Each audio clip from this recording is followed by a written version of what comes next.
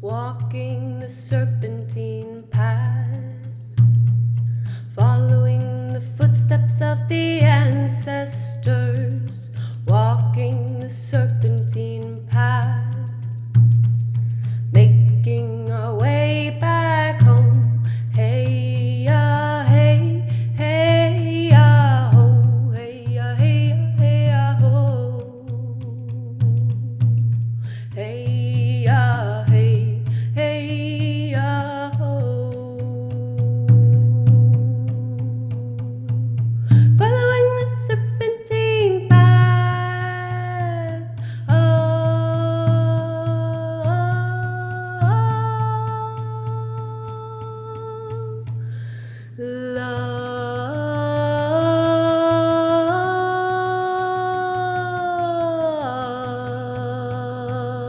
Life.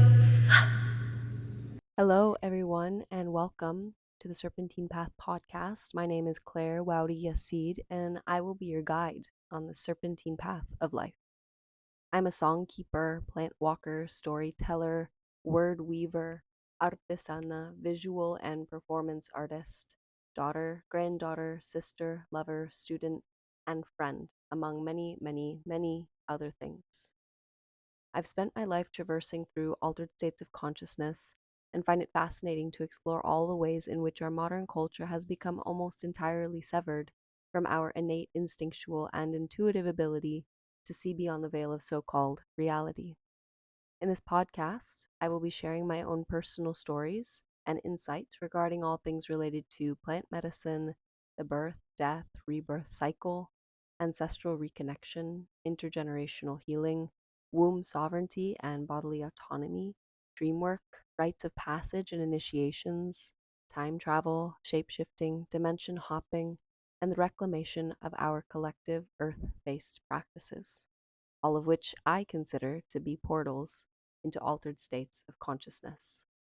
I thank you with my deepest respect and humility for taking the time to open your ears, your minds, and your hearts to what it is that I have to share. The telling of one's story is an intimate and vulnerable experience. It is also, in my opinion, one of the most powerful, illuminating, liberating, and healing medicines that a person can offer to the world. Hearing the cadence in a storyteller's voice, their laughter, their tears, their tone, their pauses, their pain, their joy, their curiosity, and their heart's song is something that can only truly be experienced by way of oral storytelling.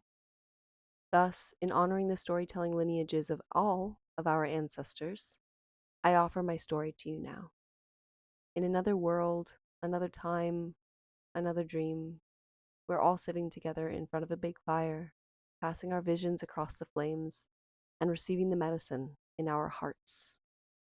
So, again, welcome to the serpentine path where the ancestors have called us back to. Let's start at the end and find our way back home together.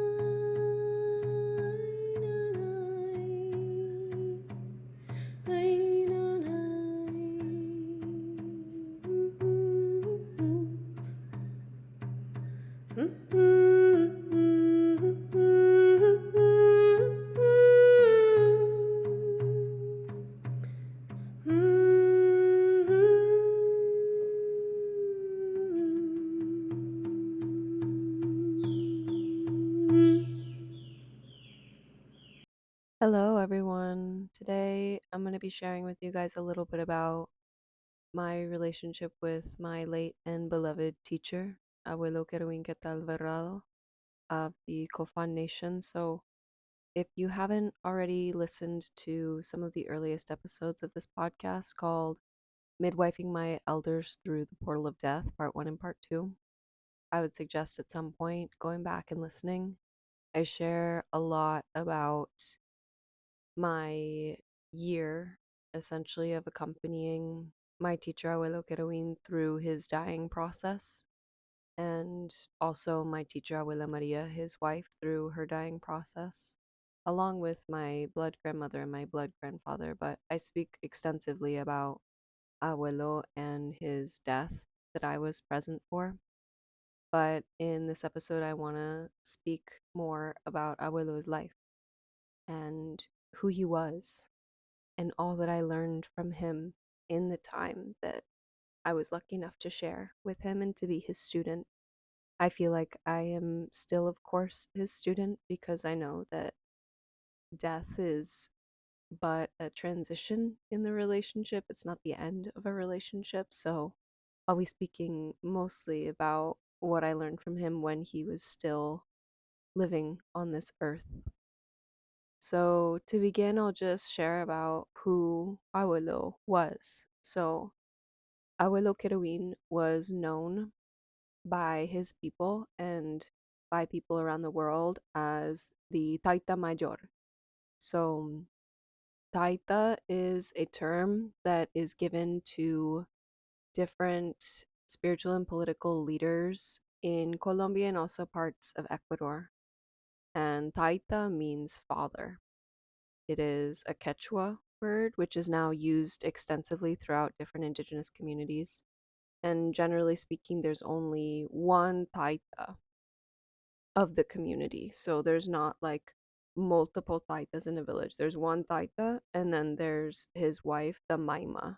So the Taita embodies the father, and the Maima embodies the mother for all of their people. And a Taita is not only a spiritual healer, like a médico tradicional, but they're also the political leader. And they're the example of the healthy masculine in the way that the Maima is the example of the healthy feminine. So when we refer to Abuelo Querubín as the Taita Mayor, we refer to him as kind of like the supreme elder and like um, supreme father, I guess, of his people. So Abuelo was a médico tradicional, which means a traditional doctor. He was also a world renowned political leader and healer. He was the leader, the cacique, which means like the chief of his nation, the Kofan people. And the Kofan people are located, their original territory is in Putumayo, Colombia, and Ecuador. So Putumayo is a region, it's a jungle that is referred to as La Puerta de las Amazonas, so the door to the Amazon. And he was also the grand authority of Jahe medicine in all of Colombia and parts of Ecuador. So Jahe is the Colombian brew of ayahuasca. So Abuelo Querubín was the grand authority of that medicine. He died at 110 years old and he started drinking medicine. I mean, when he was like in his mother's womb. The women of the Kofan, not always, but often drink within the first few months of their pregnancy. And then also, when they are breastfeeding, they also drink medicine. And so children are receiving that both in utero and also through the breast milk.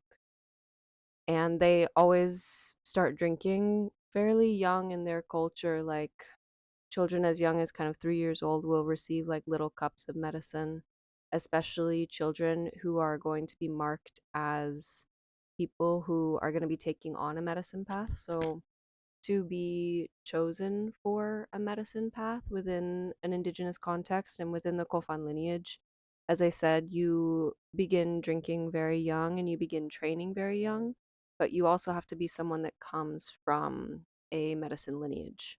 So you have to come from a family where either like your father or your mother, your grandfather, your grandmother, or your aunt or your uncle is also like a traditional doctor, a shaman. So Abuelo came from a very, very long, long line of medicine people, traditional medicine carriers. And when you are training in that path, like you're not only learning the ciencia de Jahe, which is the science, the traditional indigenous science of Jahe, but you also learn about all of the natural medicines of the jungle, which is referred to as medicina botánica, so botanical medicine.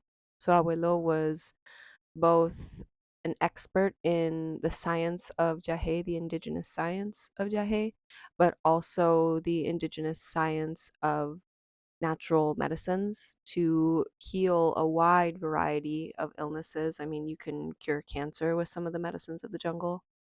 So Abuelo was trained in all of that from a very, very, very young age. Abuelo also traveled all over the world in his 110 years of life. He was invited to the White House in the 90s by Bill Clinton. He spoke at the House of Lords, which you can actually find his speech on YouTube. I think I'll link that in the show notes if people want to watch. He was invited to the World Health Organization as a honored speaker. He was a speaker at various peace conferences around the world, as well as various indigenous coalitions, particularly in regard to indigenous community organizing, political work, political movements, and indigenous healthcare practices.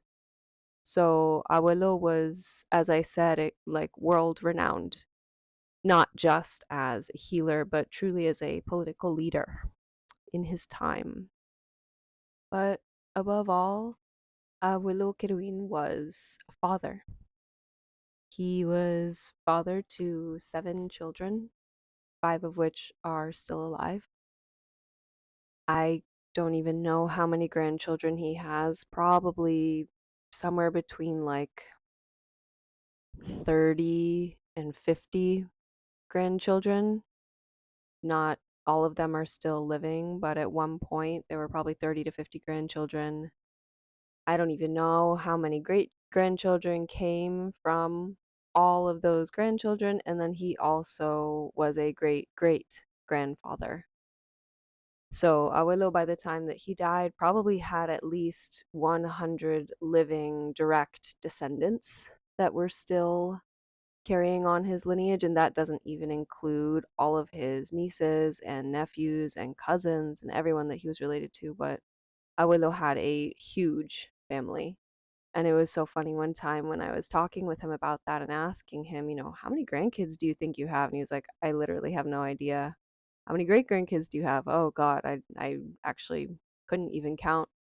And I was like, geez, abuelo, you have a huge family. And he said, sí, yo tengo una buena semilla, ¿no? Which means like, I have a really good seed. And I just laughed. I was like, yeah, that's true, abuelo. He was so funny. So that's a little bit of info about who Abuelo was. And now I'd like to talk more about my relationship with him, how I got to know him, the time that I spent with him. So, to give some context, I met Abuelo Querubín when I was 25 years old in March of 2022. And I had already begun my path with Jahe. I had been working with Jahe for a little bit less than a year. I started my path in a different region of the Putumayo jungle in Alto Putumayo, which is like the upper mountains. And I made my way to Bajo Putumayo, where Abuelo lived with his family in the jungle. That's a very long story of how I ended up in Abuelo Kerwin's home that maybe I'll tell at another time. But long story short, when I decided that I wanted to go and drink with Paita Kerwin, everyone and their mother told me not to go. Everyone in Ecuador, where I was, and then also friends in Colombia that I had been in contact with, all told me not to go. They were like, Claire, you are a white girl traveling alone. Your Spanish is really not strong right now. That's a really dangerous region in the jungle. There's a lot of narcos, there's a lot of drug trafficking, there's like the guerrilla, like the guerrilla groups, there's the military, the paramilitary. Like, do not go there.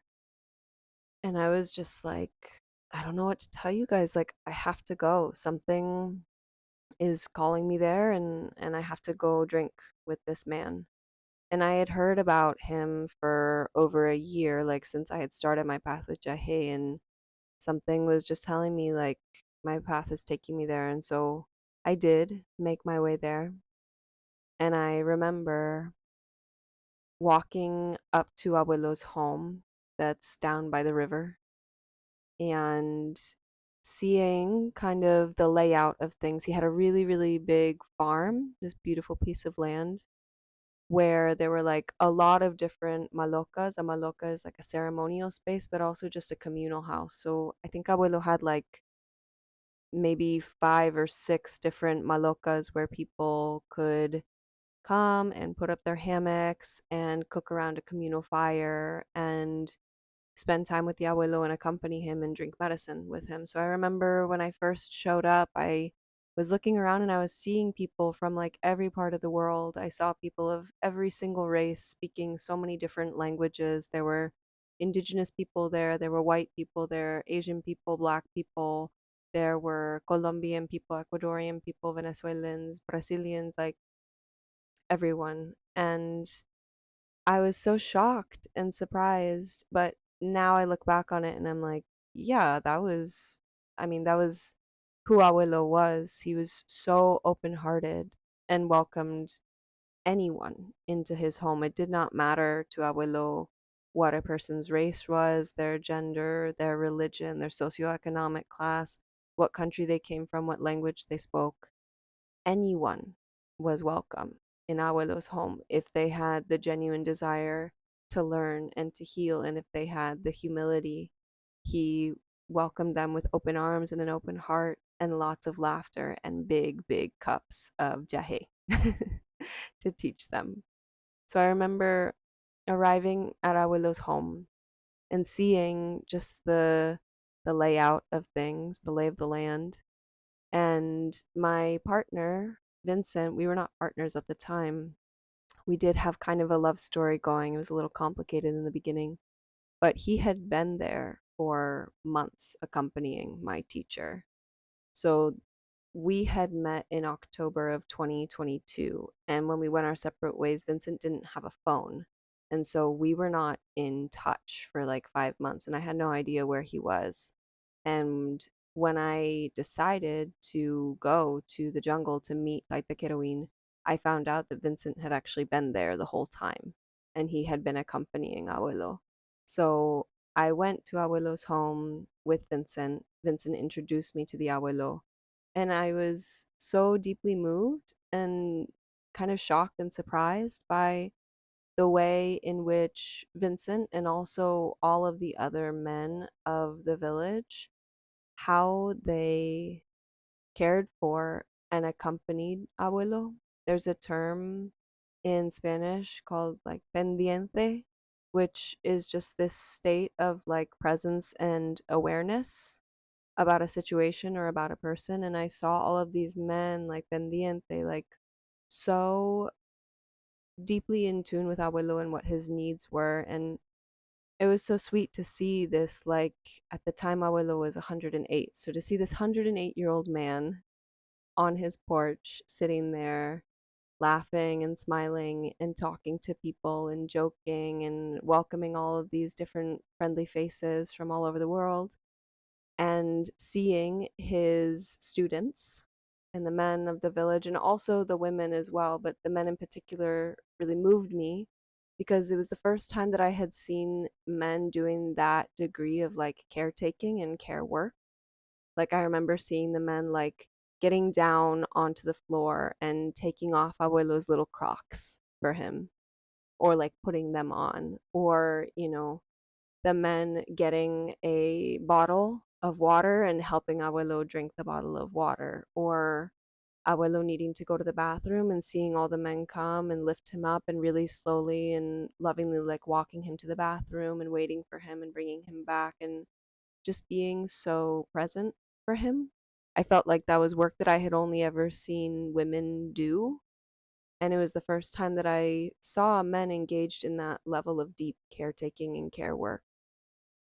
And I also just saw like this structure of healthy hierarchy, which earlier in my life I was like really, really deep into like anarchy and fighting against all systems of domination and power, and was like very aggressive about like not wanting to bend to any authority especially of elders. I had like no concept of what it meant to respect an elder. And so it was completely foreign to me and shocking in some ways, but also very moving and more very comfortable to witness what a healthy hierarchy can look like in a community where there's an elder who people really trust and look to for orientation and for guidance and for teaching and for advice, and who they genuinely put deep weight into their words and into their actions and into their example. And I saw that with Abuelo, and I saw that with everyone who came to him.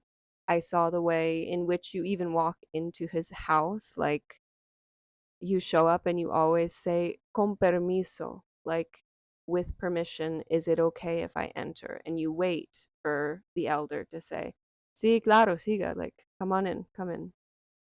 And so everyone would always, come in, con permiso, muchas gracias, hola mi abuelo, ¿cómo está usted? And in indigenous culture, through a lot of Colombia, Colombians are like very formal with their language, but in indigenous culture in particular, they always speak in the formal, usted. They never refer to anyone in the informal of tú. So, always referring to not just your elder, but everyone around you in this formal way of speaking, always shaking people's hand, introducing yourself, and just this degree of like um, community uh, introductions everywhere you go. So you always shake everyone's hand. If someone is your elder, you always refer to them as mi mayor. So, hola mi mayor, ¿cómo está usted? And I saw everyone do that with Abuelo come, and they would usually like get down on their knees and they would shake his hand so that they could look him in the eye and be on his level because he was usually sitting down. And I remember my very first ceremony with Abuelo. Vincent had drank the past 2 nights before I had arrived in ceremony with Abuelo, so 2 nights in a row ceremony. And he brought me to introduce me to Abuelo, and while we were there, Abuelo said to Vincent, I have some patients here from Ecuador who need healing, so we're gonna drink tonight. So you're gonna accompany, yeah? And I remember Vincent just being like, Ay, mi Dios, mi abuelo, like, oh my God, I can't drink again, but of course I'll accompany you. I'll find the strength. But it is not easy, walking by your side. And Abuelo just kind of laughed and he said, Sí, pero aguantamos. He was like, Yeah, but we continue on. Like, this is the path. We keep going, we keep drinking. So we went back to Vincent's house where he was staying. We got our hammocks and our stuff for ceremony, and we came back. And in these small ceremonies with Abuelo, we would just hang up our hammocks on his porch, which was always really sweet. We would be in his little wooden house where he just had his bedroom, the room for the medicines, and the altar space, and then the kitchen, the tiny little kitchen where the abuelo would cook, and then the porch. So we would put up our hammocks on the porch, and that first ceremony was just me, Vincent, abuelo, another curandero, like a young healer who was learning from abuelo, and then two patients who had come from Ecuador to drink with abuelo and to receive healings from him. And I remember that first ceremony, the medicine was so strong and very gentle as well. It was really strong, but really gentle and pretty sweet. And I received a lot of visions. If you guys have listened to the episode about motherhood, I can link that in the podcast. I talk about how in this very first ceremony with Abuelo Querubín, I met the spirits of my future children, and it drastically changed my life. It brought me into the deep understanding of how important a motherhood path was for me after years of fighting that. So this ceremony drastically changed my life because of those visions that I received of my children and that basically life mission of coming into right relationship with motherhood and womanhood and the healing of my lineage and everything that comes with creating a healthy and beautiful and loving family. So that was one of the parts of ceremony that changed my life. The other two moments in that ceremony that were so beautiful is I remember Abuelo asking my partner Vincent to sing. And I heard Vincent singing, and I had heard him sing before. He's a beautiful, beautiful musician. And I remember having all these very special visions while Vincent was singing. And at a certain point in the night, Vincent asked if I wanted to sing, and I said, sure. And so he asked Abuelo for permission if I would be able to sing, and Abuelo said, of course, let me hear. And so I sang. And afterwards, Abuelo, it was so funny. He did kind of what he always does when he's like curious. He was like, ah, bueno. Ah, pues I want to sing with her. I want to play with her. And so Vincent was like, the abuelo is going to play with you. So he's going to accompany you on the harmonica and you can sing. And I was like, what? Like, okay, I guess I'll try. And it was kind of awkward and uncomfortable and weird. And I was trying to follow the abuelo and what he was trying to teach me with the music. And I didn't really get it, but I sang with him and it was really sweet. And when we finished, he was like, ah, okay, okay, we're going to see how this goes, but there's something there. And later in the night, Vincent asked the abuelo if he could do a healing for me. And so I went and I sat down in front of him, in front of his hammock, and in ceremony, when you receive a healing from a taita, women have the choice to either just wear like a bra or they can, wear a full t-shirt, however they feel comfortable. And the taita will go with their hands on the patient's back and they'll pull out sickness while they're chanting and praying. And they work with a few different tools. They work with the waira, which is like this leaf fan that they use to clean energy off of you, energy and sickness off of you. They work with the sopla, which is in alcohol called aguardiente, which is from the region of Putumayo, and it's mixed with different plants that are like purifying plants, and so they blow that on your body to cleanse you. And then they also work with tobacco sometimes as a purifying medicine with the smoke.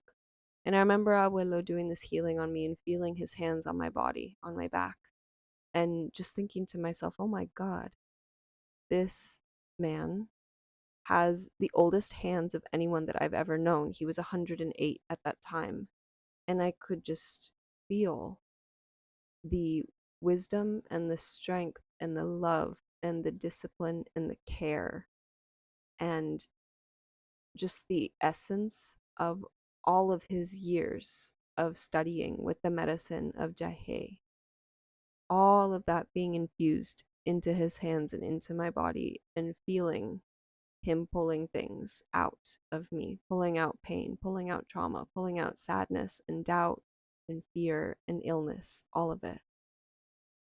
And I was really moved and I was like, okay, well, let's see how this path goes. And that first time I ended up staying in the jungle for 6 weeks, which was really, really intense. I was almost always the only woman in ceremony, which at first was really scary for me because I have a lot of trauma with men. I don't think I'm unique in that, but I have been through a lot of sexual trauma. And the first taita that I had drank with was known to sexually abuse women both in and out of ceremony. He thankfully never did that to me, but I knew that that was something that had occurred with him. And I had also heard a lot of stories of men sexually abusing women in ceremony. And so I had so much fear of like being the only woman in ceremony. And more and more and more every ceremony, I just came into a deeper and deeper understanding that that would never, ever happen to me while drinking with Taita Querubín. I just knew in my bones that this was a safe place to be.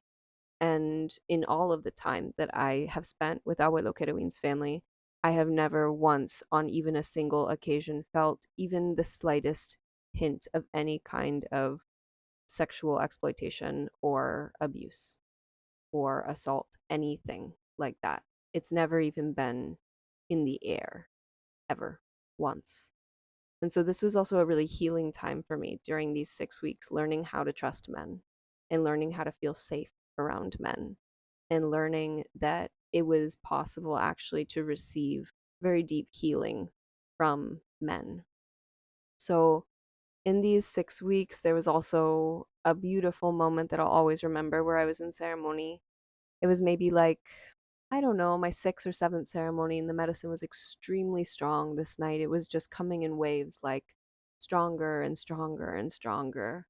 And then it would settle down, and then it would come back even stronger. And I was trying so hard to just stay disciplined and to not freak out and to not just go and puke my guts out. Like, I was just like, okay, just stay working, stay centered, stay in the process. Don't lose yourself. And I remember asking the medicine, asking the plant, how can I be a good student?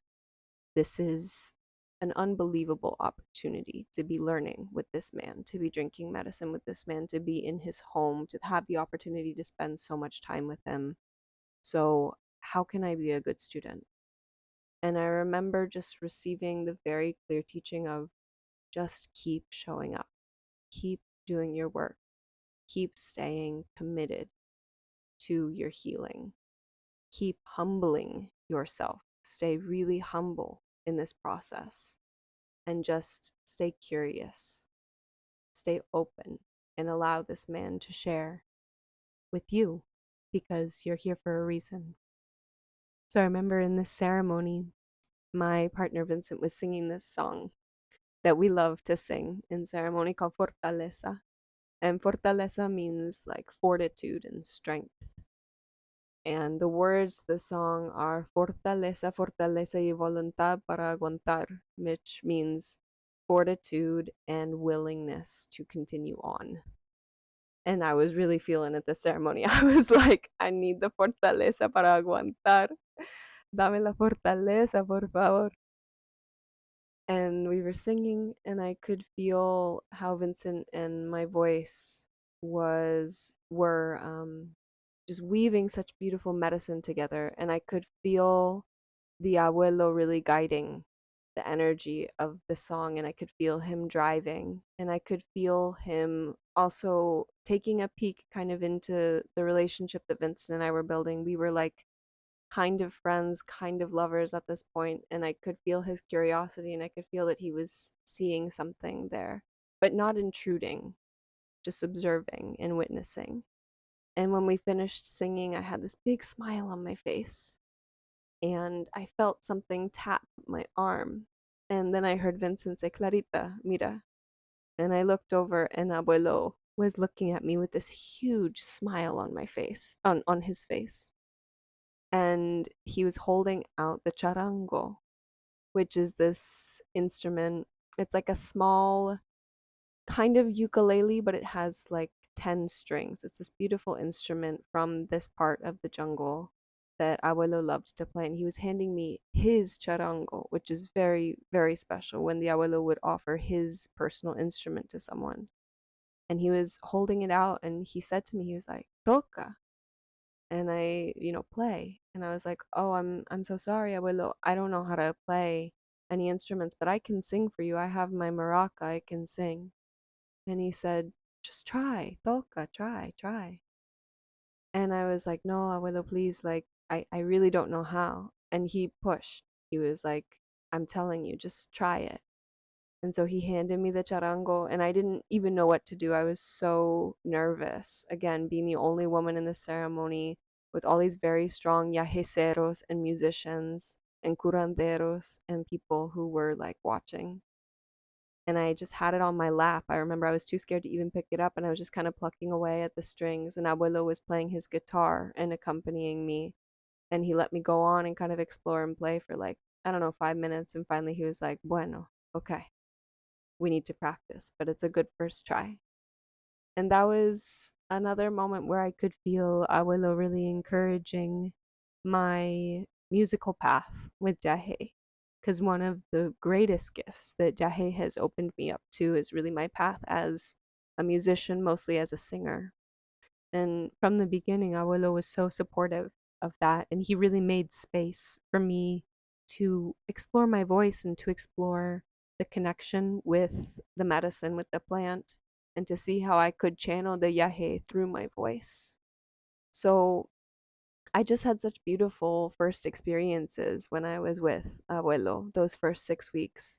And my plan was to go back. I was going to go travel and then come back, but the pueblo ended up having to close down for like 9 months or something crazy because of a lot of political unrest that was going on during the election time in Colombia. And so Vincent also had to leave. Everyone who was not indigenous had to leave the pueblo, and no one could come in and out or the pueblo for a really long time. And during this time was when Abuelo started getting sick, which I talk about in that other episode that I mentioned, midwifing my elders through the portal of death. So we were just waiting and waiting and waiting to be able to come back. We were able to come back for Abuelo's birthday, which was a beautiful time. And then we were able to visit Abuelo in Cali as well. He did this huge ceremony with like over 300 people in Cali, which was insane to see Abuelo driving a ceremony that big and to see how disciplined he was and how tight he kept the space. And you could feel his love and his protection weaving through the entire ceremonial space. And you could feel him in the air, just keeping everyone guarded and defended and protected while we were in this really intense ceremony. He brought probably like 10 or 15 members of his own family, as well as a team of like 20 people there, keeping everyone safe. And Abuelo was just, I mean, there's no words to describe the embodiment of his power when he was in a state like that. To see how deep the lineage of his ancestors went in his over 100 years of training with this medicine of Jahe, to see a master work like that, there's no words, right? And I remember we did two ceremonies like this. So I watched Abuelo for two ceremonies doing this. And in the morning, after the second ceremony, Vincent and I went to talk with him, and he was exhausted, but he still had a little bit of a twinkle in his eye, and he was still laughing, and he was talking about how badly he wanted to sleep and just rest and chill out.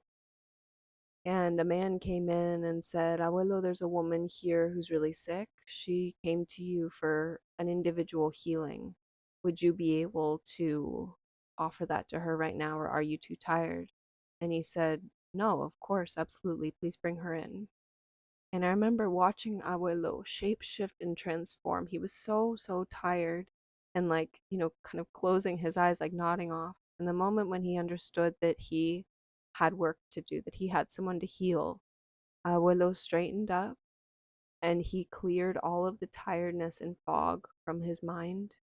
And he was so present and so attentive with this woman. And I watched her ask her all these questions about her health, and I watched him start to touch different parts of her body to check in and see what was going on. And he asked for different spiritual tools to do the healing. And then he had Vincent accompany him on the guitar while he was doing the healing. Abuelo preferred to have some music going while he was healing. So Vincent did that. And I just remember thinking to myself, my God, this man just spent like over 48 hours healing hundreds of people with his medicine, and yet somehow he still found that strength and that fortaleza, that fortitude to offer one more, always to offer a little bit more. Always. He was always available for all of his patients, for all of his students. He was available no matter what. So after this, we didn't get to go back to the jungle for a long time, and it wasn't until March of 2023 I went back with my partner for March and April, about a month between those 2 months.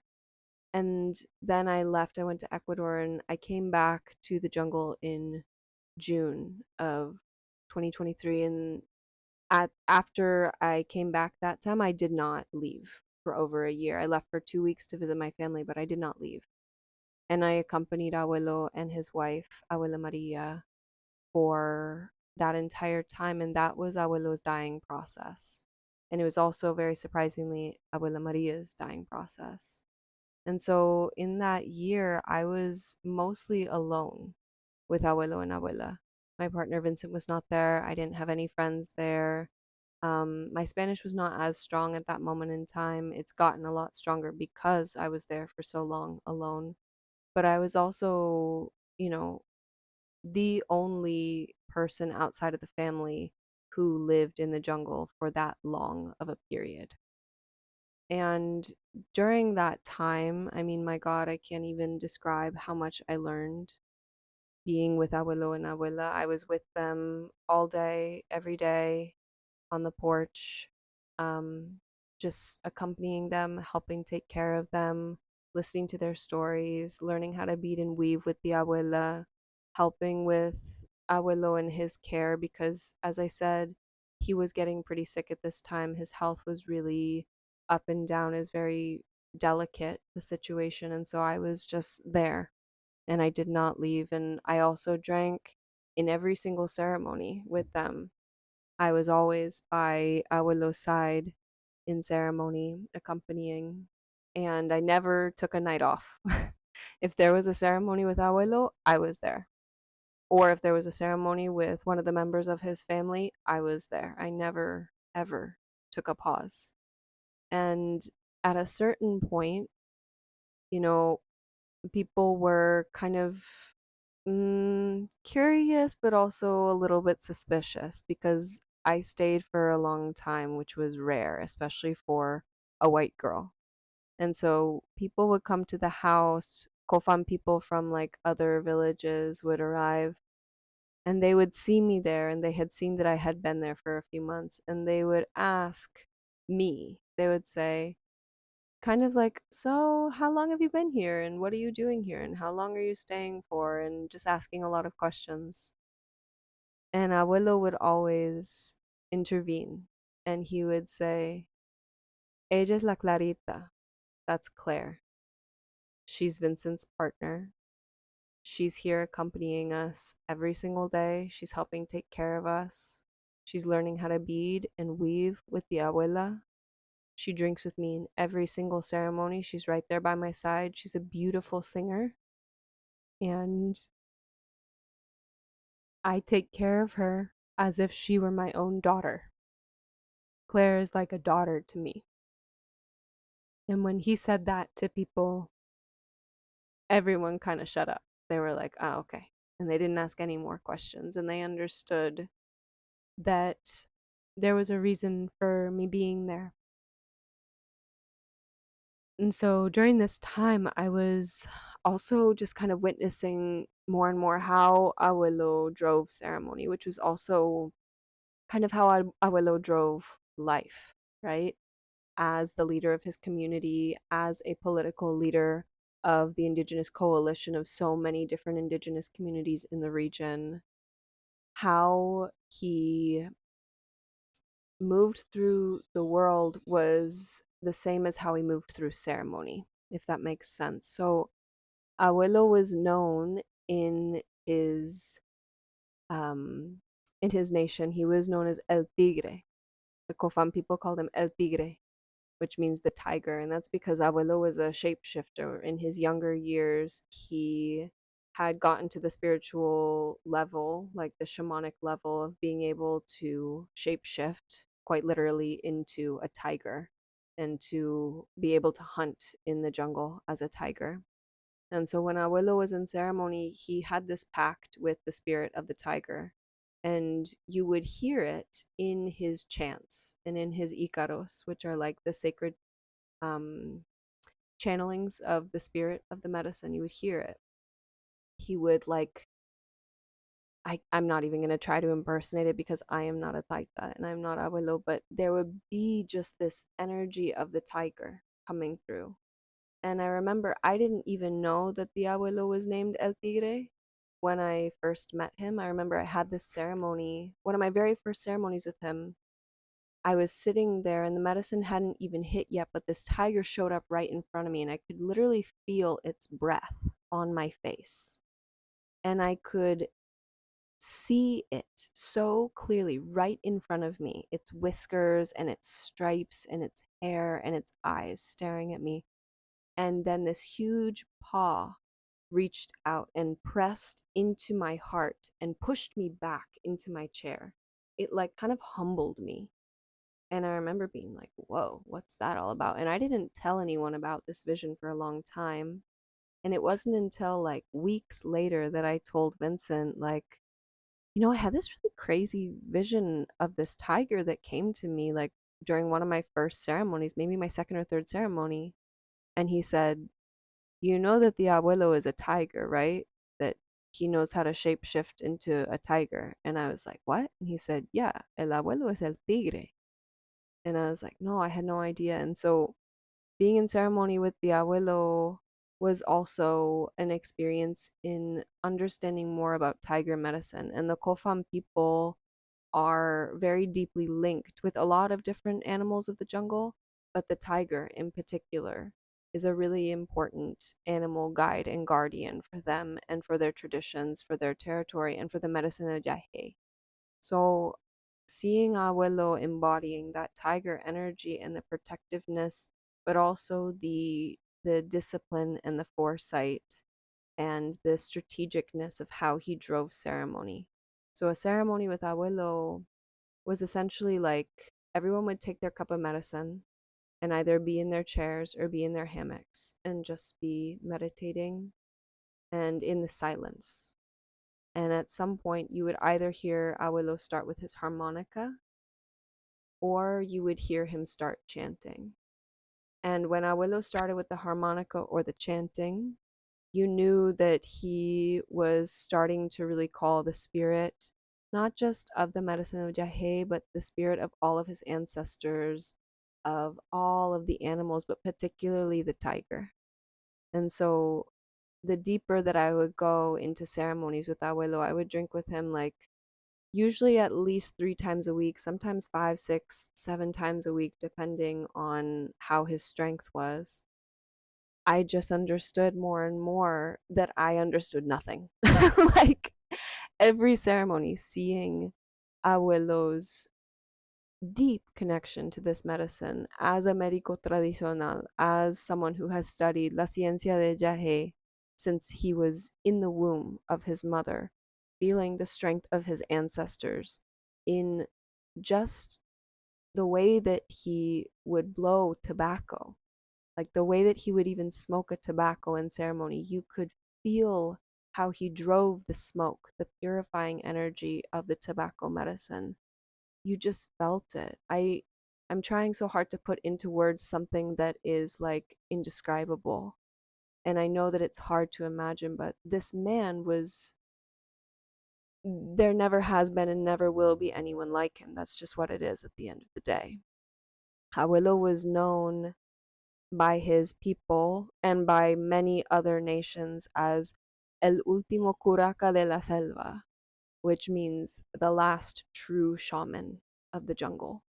And the reason that he was known as that was because Abuelo was the last leader and the last healer of people who came directly from the jungle and whose traditions were not yet so tainted by Western culture. Obviously, they had been very influenced and warped by all of the centuries of colonization, but he still had such a deep connection to his ancestral culture. He grew up in a village, running around barefoot in the jungle. There was a story that he would tell about how when he was like a teenager, he was sleeping at the river and he woke up to a tiger licking his foot.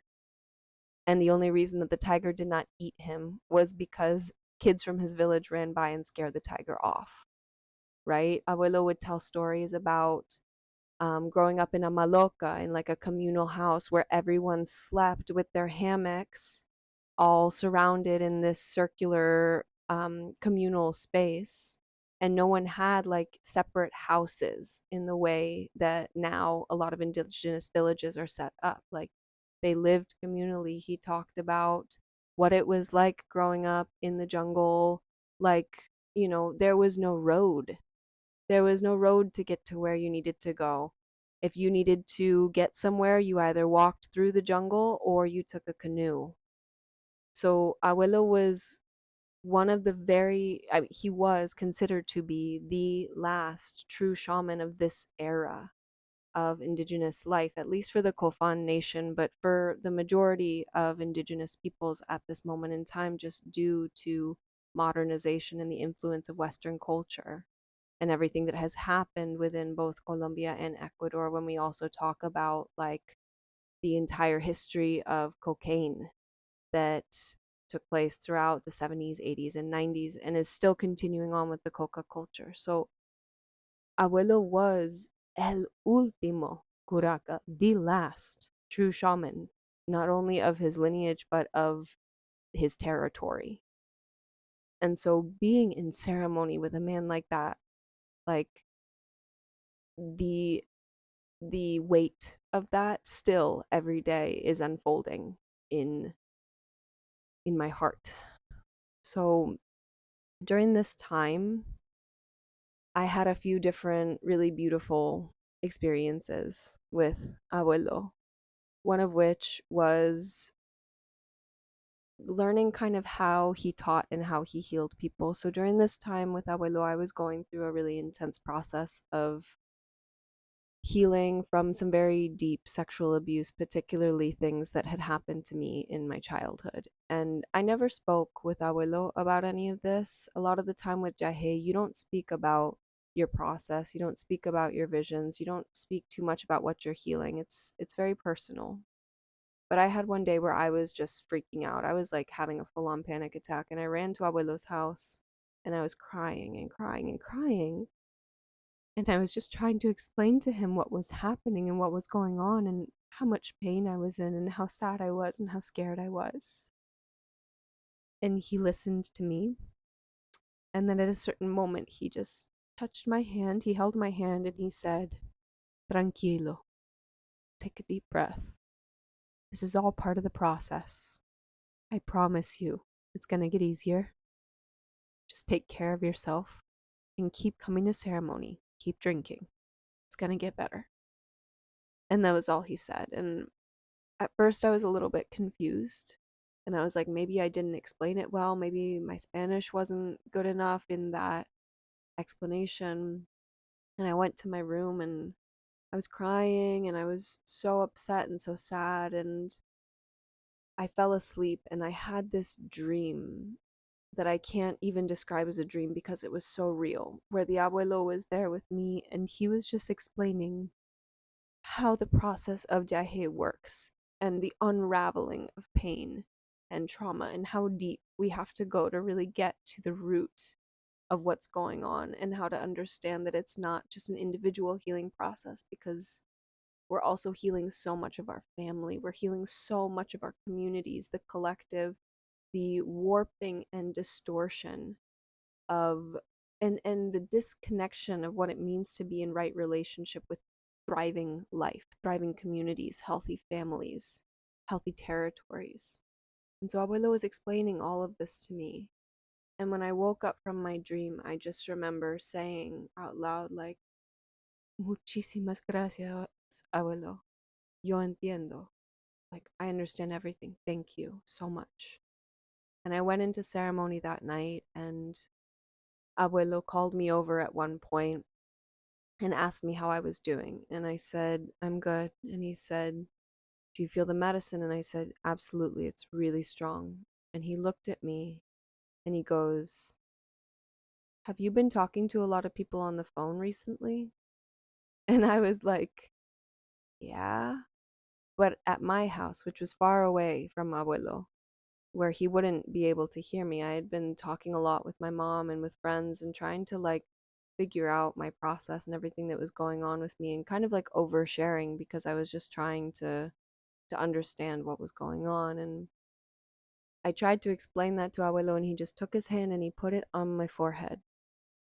And whoosh, I felt all of this calm and peace and acceptance and understanding just wash over me, just in the deepest, deepest peace.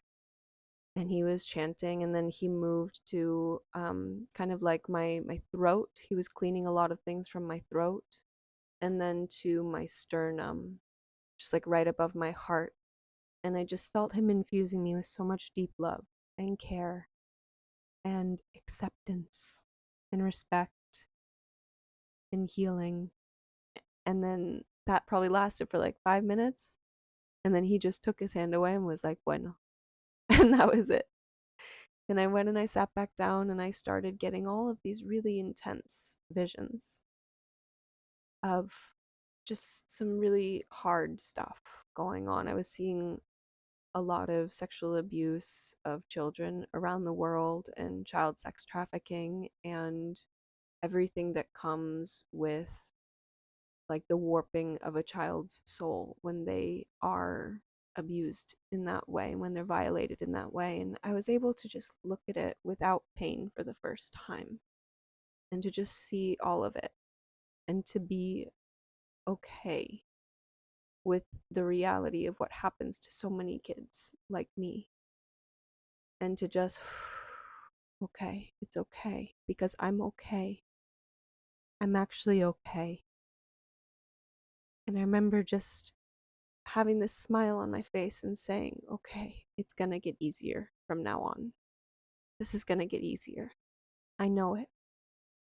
And the next day I went to Abuelo and I talked with him and he asked me how the ceremony was. And I said, it was so beautiful, Abuelo. Thank you so much for your medicine, for your teachings. Thank you. And he said, were you crying last night? And I said, no, Abuelo, I was totally at peace.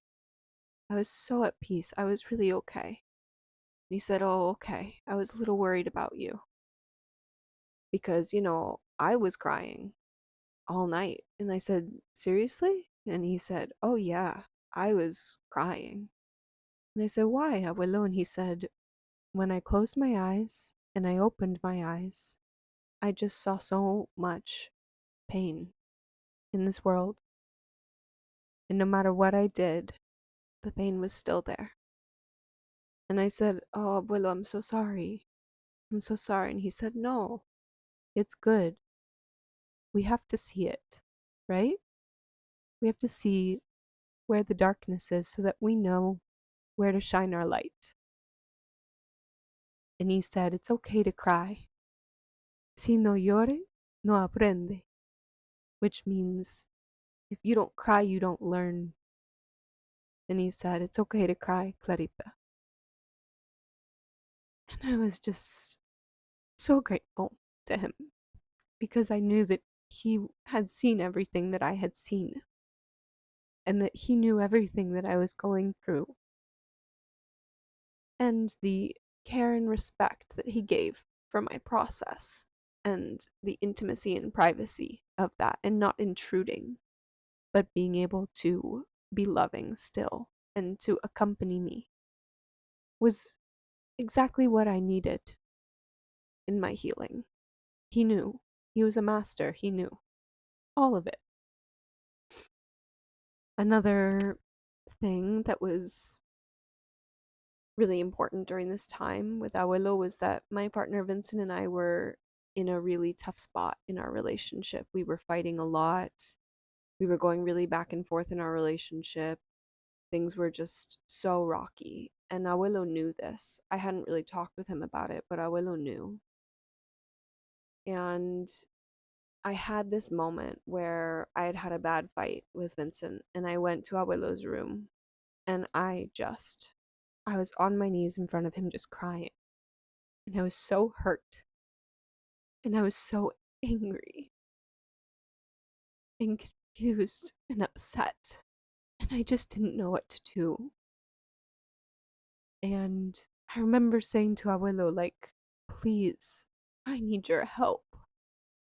If this is not the person that I'm supposed to be with, I don't want to do this anymore. Like, I'm so tired. I'm so tired. And I'm so sad. And I'm so hurt. And Abuelo listened to me. And he said, I'm going to share something with you. It's just an example. But a few years ago, Abuela Maria left me. And I had known that the abuela and the abuelo were separated for a few months, but I had never talked with either of them about it. And he said, the abuela left me. And I was so angry. And I was so hurt. And I felt so abandoned by her. I couldn't believe that after all of the years we had been together that she had left me. And I couldn't understand why we couldn't figure it out.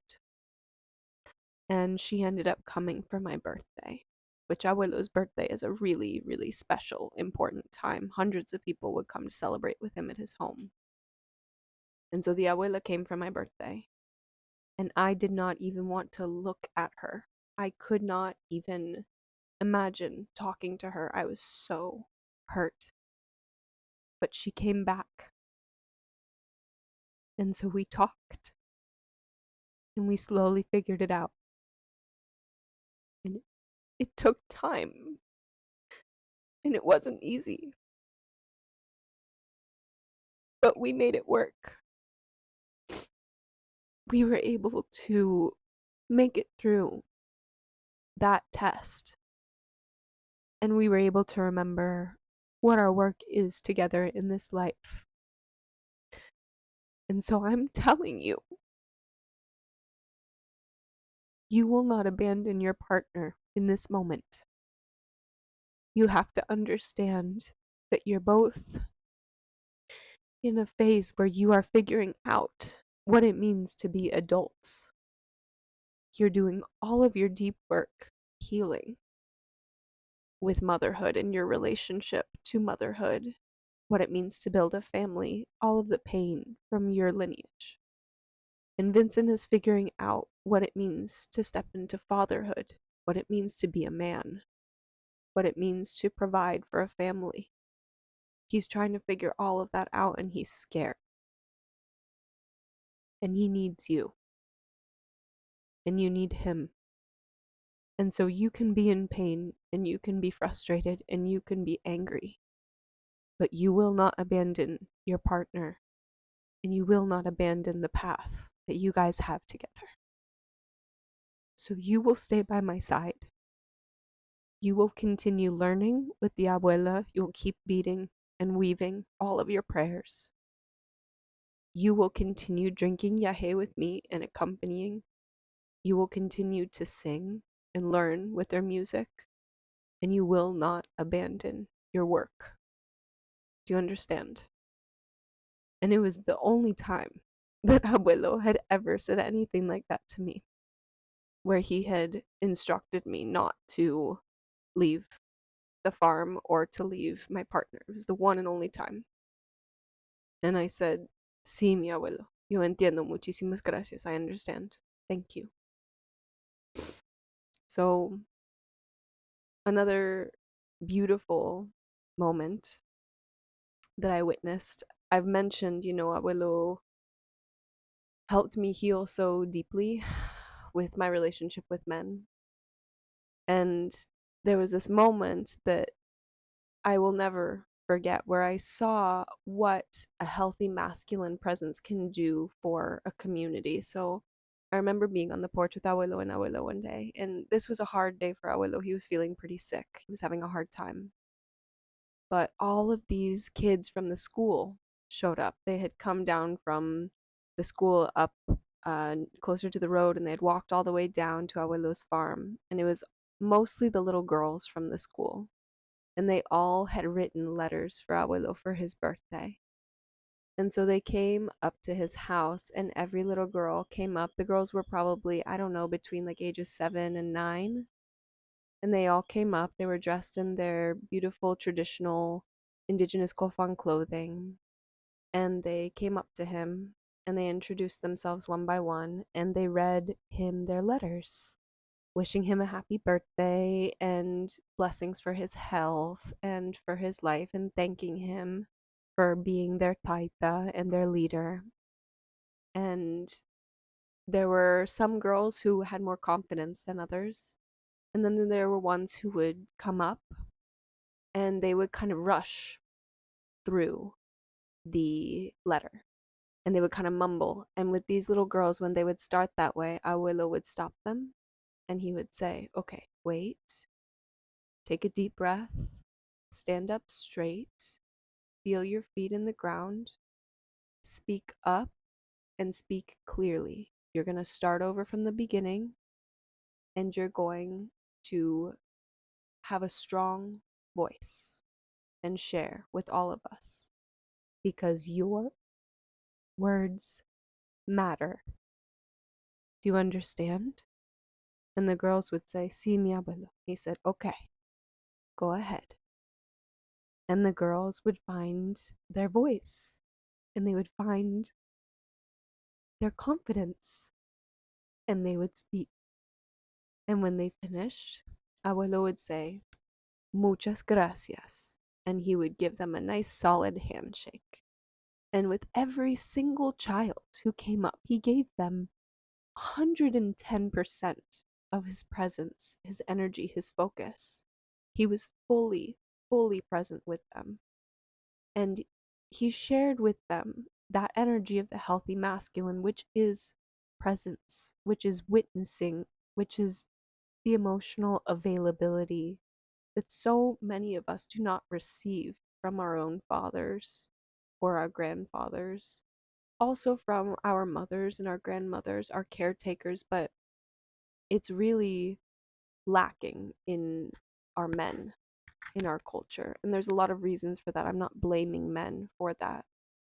But Abuelo was able to embody that for the children in the village and for all of not just the men, but really for the little girls. He was so there for them.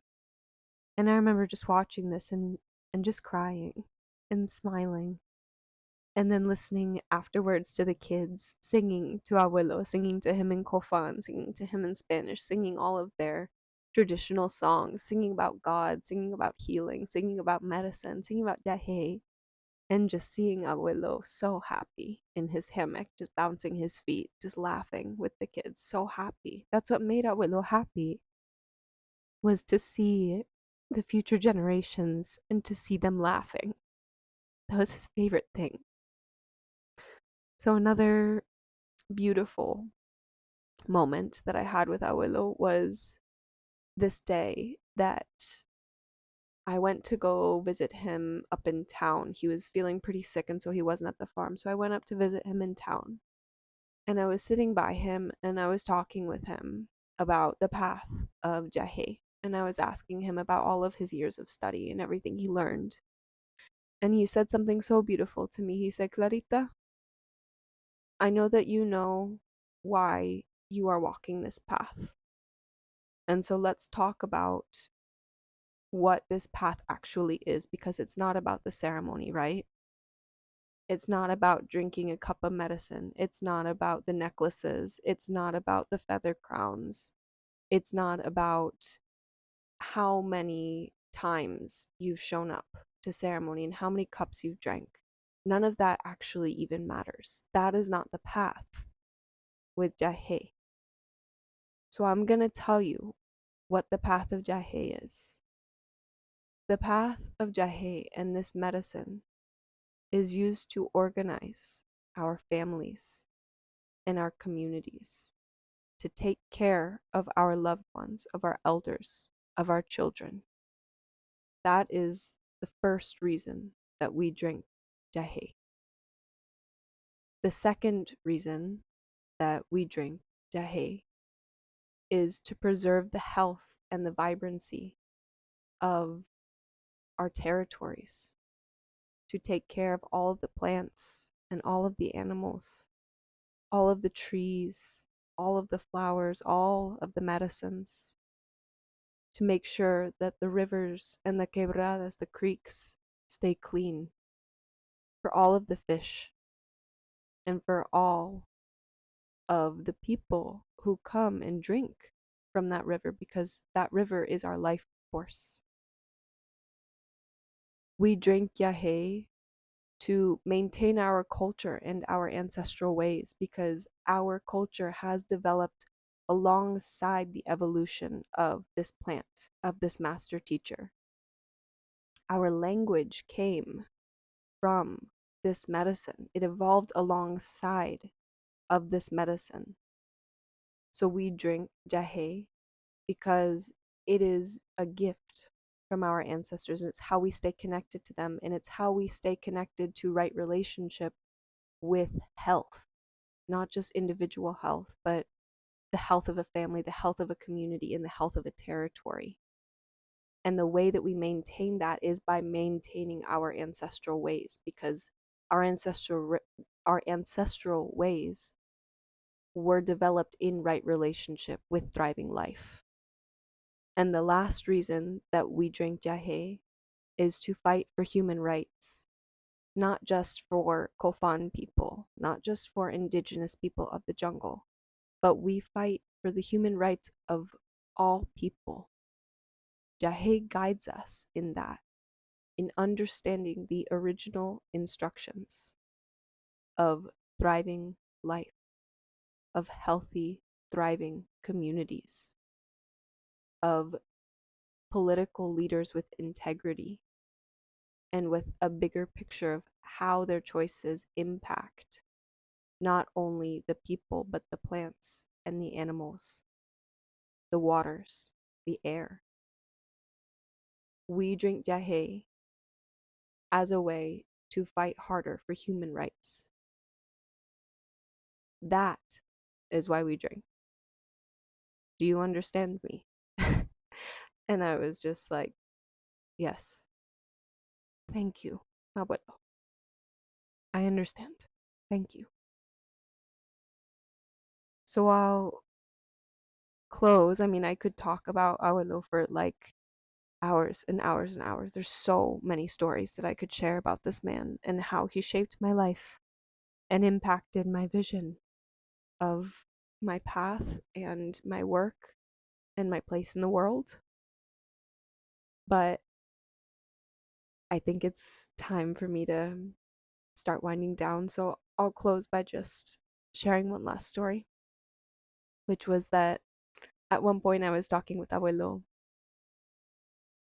and I asked him, Abuelo, when did you and Abuela come to Sucumbíos? Because Abuelo had lived in a lot of different places in the Bajo Putumayo region throughout his life, and for a while him and his family were living like really deep in the jungle, like 4-hour hike into the jungle. And so I asked him, when did you guys come to Sucumbíos? And he said, oh God, I don't know, like a long time ago. You know, my granddaughter was one of my granddaughters, Conchita, was probably like, 3 years old, like pequeñita, like she was a tiny little thing, you know. I think that that's when we came. So a little bit over 30 years ago. And, we were here with all of my grandkids and all of Abuela's grandkids, because Abuelo and Abuela were each other's second marriages. They married later in life. So Abuela already had her children and her grandchildren, as did Abuelo. And he said, we had all of my grandkids, we had all of Abuela's grandkids, and this cousin and this person, and blah, blah, blah, blah, blah. And I was just kind of doing the math, like the matrix of the whole pueblo. And I said to him, I was like, Abuelo, you're like related to every single person in this village, either by blood or by marriage. And he said, Sí, claro. Por eso me llaman Padre de todos. Which means, yeah, of course. That's why they call me everybody's father. Because I have helped raise every single child in this village.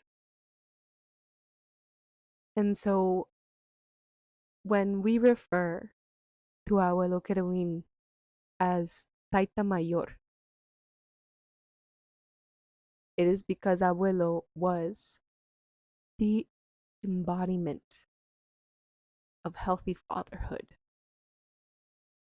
That was what made Abuelo such a powerful leader and powerful healer, was because he understood what it meant to be a loving and present and available and respectful and responsible father.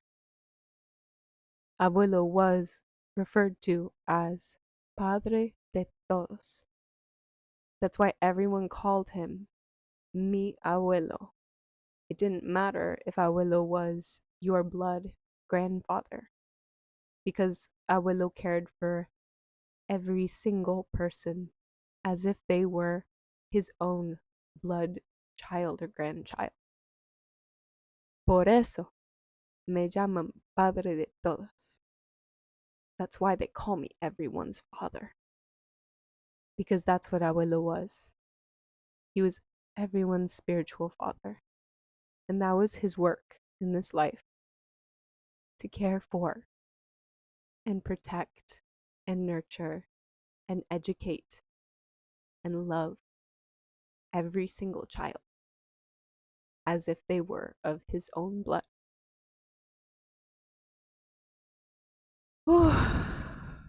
Okay. I'm gonna close now. I'll just finish by sharing a little bit about what I'm going to be offering with the Patreon extended episode for this episode. I want to share with you guys some of my favorite stories about Abuelo. I have like hundreds of stories about him, but I've chosen 3 or 4 different ones. One of which is about how he dealt with some narcos who showed up to his house and tried to kick him off of his land. The second story is how he dealt with a full military squad when he was walking in the jungle who threatened to kill him and the men that he was with and threatened to take his territory. So I'll share that story. The next story that I'll share about is Abuelo's time as a prisoner in a prisoner of war camp in Ecuador. He was held as a prisoner for 3 years. So I'll share about that crazy story.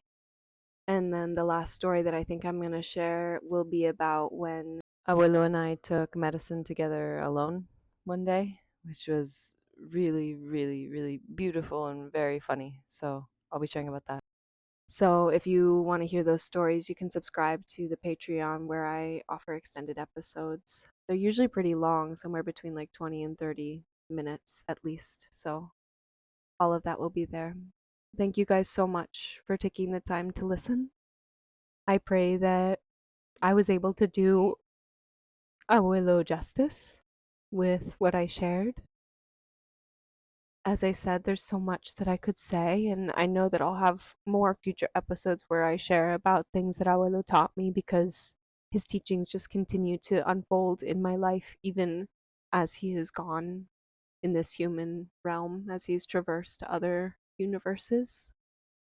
So I'm going to close by just sharing a song that was recorded of Abuelo singing in ceremony. That's going to be the outro. And you can find all of these recordings of Abuelo singing and playing harmonica on YouTube. So I'll link those as well. So enjoy the medicine of Abuelo's music. It's so special to be able to still hear him even though he's gone. All right. Thank you guys.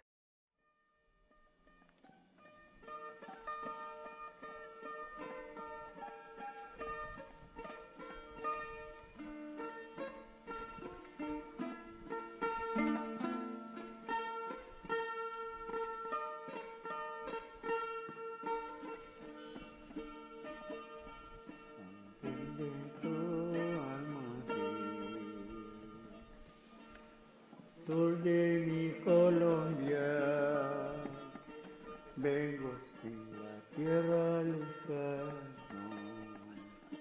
en mi corazón,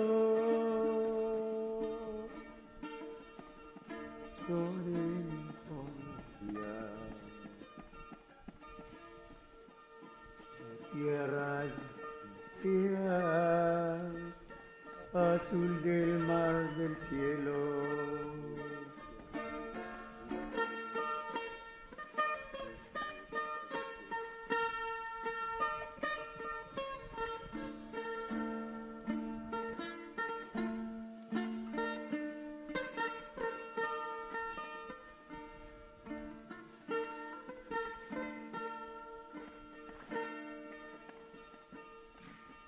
Que luna y la estrella que del cielo que brilla corazón.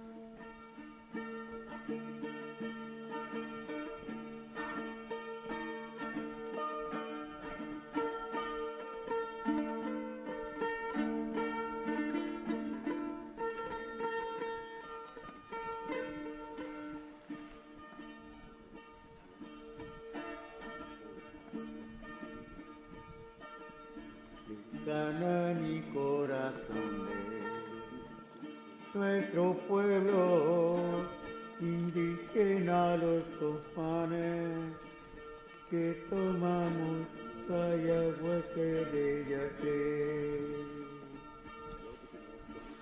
Por eso yo andaré lejano para brindar de mis amigos.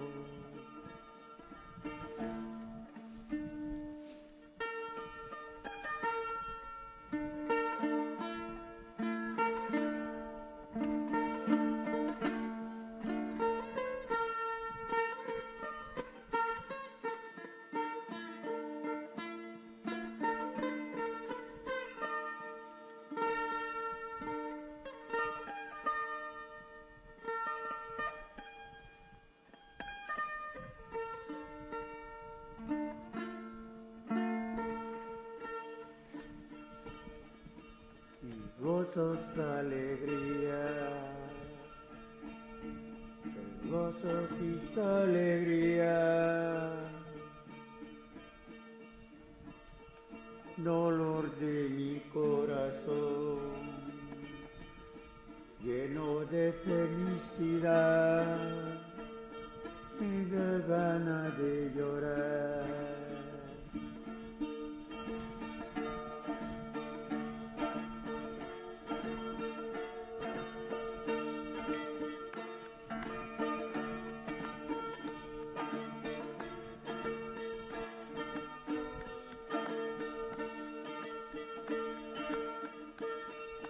Espíritu del templo, la iglesia que se brilla las estrellas,